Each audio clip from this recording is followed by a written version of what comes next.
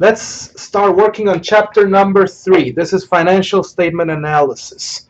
This is the first part of the chapter, and just as an FYI, I'm going to go over some formulas. I'm going to explain the formulas, yet I'm not going to be doing calculations. You can see the calculations on your book.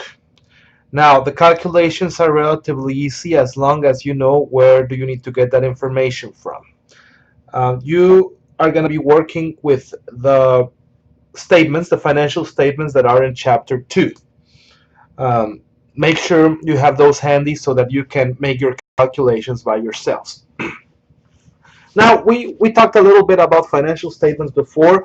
They're used to analyze performance, right? To know what has happened in the past. It is very important for us to know what has happened in the past so that we may adjust our strategies, right? Uh, and that's why we use our ratios, right? Ratios are indicators. We're going to be relating accounts from our financial statements in order to come up with a number. And we're going to interpret that number, and based on that number, we will determine how is the situation on the company. Think of this as a dashboard, and an airplane. I don't know if you have ever flown an airplane. I've never flown an airplane, but I've seen pictures of what it looks, and you have a lot of indicators, right? If one of them is not doing that well, you need to pay attention to it and do something in order to adjust. So that's what it is. Now, we will group our financial ratios into 5 broad categories: liquidity, asset management, debt management, profitability, and market value. We will be addressing all of those 5 categories through the videos. Now, once we get our ratios, how do we compare? Well, first of all, we can see a trend. This is also called time series analysis. That is, you compare yourself to the way you were last year, 2 years ago, and so forth, and see whether there's a trend, whether your position is improving or if you're really having problems. Right?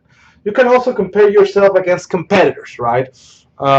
Especially in your industry. Why? Because people in your industry are subject to the same issues than yourself. So you need to make sure you compare against the ones that are part of your industry. Now, we're going to talk about liquidity first.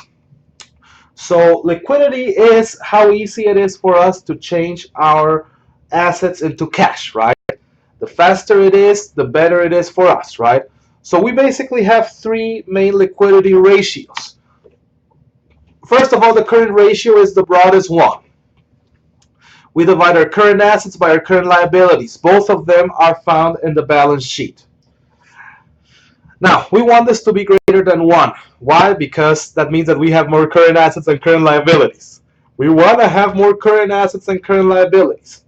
This is how easy it is for us to face our short-term obligations. We might have the best idea or the best product in the world. Yet, if we are not able to face our short-term obligations, the life of the corporations might be in jeopardy. Now, quick ratio is very similar, but we are subtracting our inventory. Why inventory? Well, inventory is the least liquid of current assets. It is rather hard for us to transform inventory into cash at fair market value. Well, that's called sales, right? So we need to sell in order to get rid of our inventory. Therefore, this ratio, the quick ratio, addresses that issue. Okay, let's get rid of the least liquid of our assets and see how is our financial position. Again, we want this to go up. Current ratio, quick ratio, we want both of them to go up. So if it's going up, it's better for us. Finally, we have cash ratio, and cash ratio dumps absolutely everything but cash and marketable securities. Now, marketable securities are short-term investments, very liquid, very low risk, and well, that is how much actual money do you have in order to face your short-term obligations. This is a very stringent measure. This is a very strict measure. You also want this to go up. Now, we have our asset management ratios. Assets is everything we own, right? So assets is what we own and how efficiently are we using what we own. Now, some people might think it is good to have a lot of assets, a lot of stuff. Well, indeed, it's good to have a lot of stuff, yet we want to be efficient, right? We need to make sure we're using everything we have, we're giving it its best use, and we're making it work well for us and for our stockholders. Now, we're going to be addressing inventory, accounts receivable, fixed assets, and accounts payable. So inventory, basically, sales or cost of goods sold. Traditionally, it's cost of goods sold divided by inventory, right?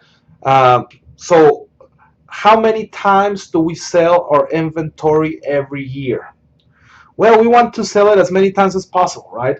Don't forget, inventory is money that is sitting there waiting to be sold, right? You don't want to keep your inventories for a long time. It means that you are not receiving cash really quickly. So that is not good for you.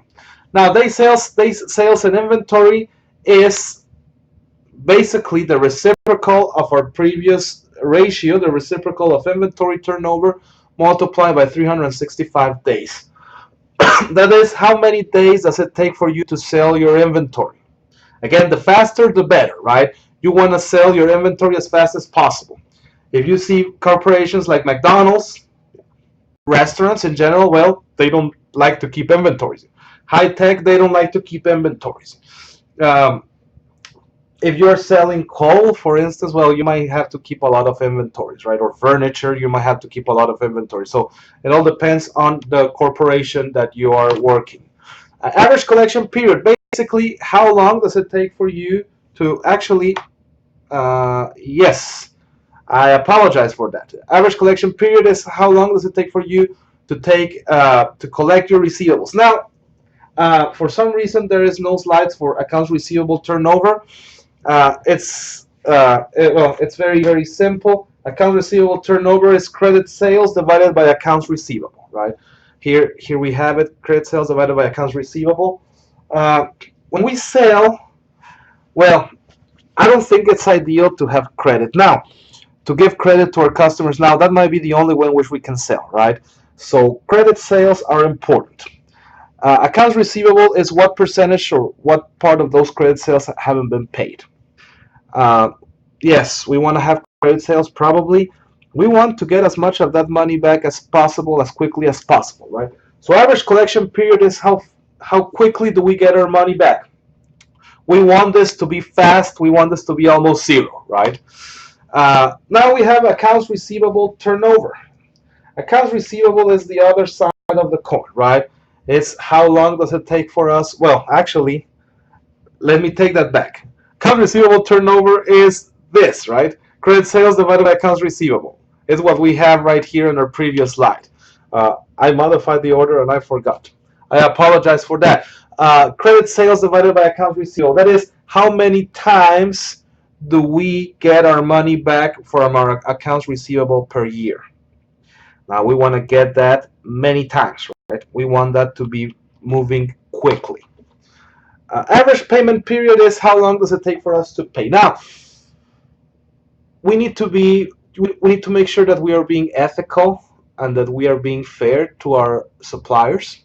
Sometimes our suppliers will give us terms. They'll say, okay, you can pay me in 60 days, but if you pay me in 15 days, I'll give you a 2% discount. Well, that's up to you to determine whether you want to take that discount or whether you will wait for 60 days. That's completely up to you.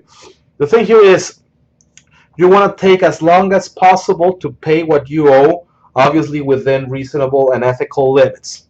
So average payment period is going to be accounts payable times 365 days divided by cost of goods sold. Accounts payable turnover is how many times do we pay our accounts per year. Ideally, we want that number to go up.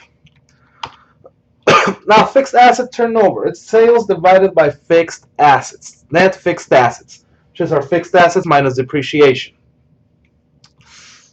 We want to sell as much as we can. We want our fixed assets to be as low as possible for the level of sales. Two examples. One corporation has $1 million in fixed assets. The other one has $10 million in fixed assets. Both of them sell $1 million per year. Which one is more efficient? Well, the one that has $1 million in net fixed assets, right? Because with $1 million, they're generating $1 million. Whereas the other corporation, they need $10 million in order to generate $1 million. So they're not being as efficient. We want this number to go up. Sales to working capital, similar story. Working capital is current assets minus current liabilities. We want our working capital to be positive, but we don't want it to be a disproportionately high number. It means that we're allocating tons of resources to something that we probably shouldn't. So we want this number to go up as well. Total asset turnover. Well, very similar to fixed assets, but instead of fixed assets, we use all of our assets, right? Again, we want to have assets, but we want those assets to be productive. We want this number to go up. Final capital intensity is the reciprocal. We just flip the fraction. We have total assets divided by sales.